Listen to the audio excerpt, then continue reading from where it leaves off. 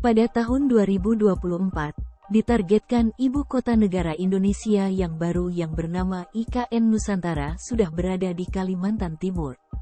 Proses pemindahan Ibu Kota Indonesia tengah berlangsung, di antaranya persiapan dalam penyediaan infrastruktur di IKN Nusantara, Kalimantan Timur.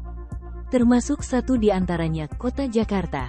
Kabarnya kini sudah sodorokan rancangan Undang-Undang Jakarta atau RUU Jakarta yang baru.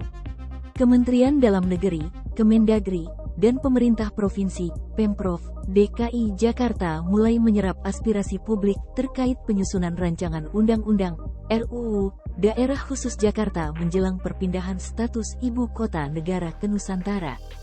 Hanya tersisa kurang lebih 2 tahun Jakarta sudah tidak lagi berstatus Ibu Kota Negara. Oleh karena itu, harus menyiapkan RUU khusus tentang Jakarta, ujar Sekjen Kementerian Dalam Negeri, Kemendagri. Suhajar Diantoro dalam keterangan yang diterima di Jakarta, Jumat, tanggal 31 Maret tahun 2023. Kurang dari 2 tahun, status Jakarta sebagai Ibu Kota Negara akan berakhir saat akan diberlakukannya Undang-Undang Nomor 3 Tahun 2022 tentang Ibu Kota Negara, IKN.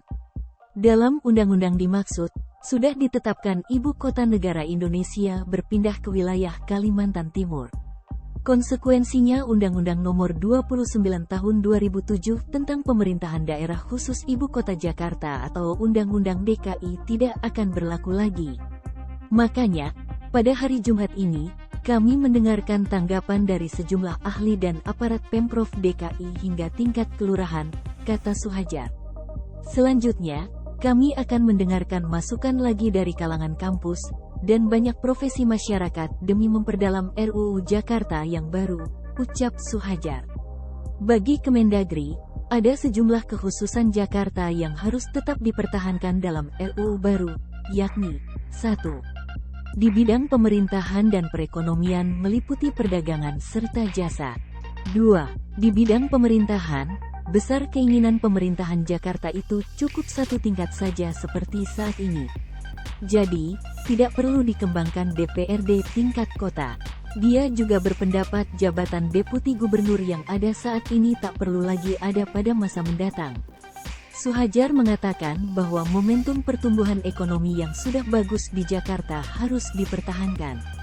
Karena separuh dari perekonomian Indonesia berkat pengaruh DKI, yakni 25% untuk Pulau Jawa dan 17% untuk Indonesia.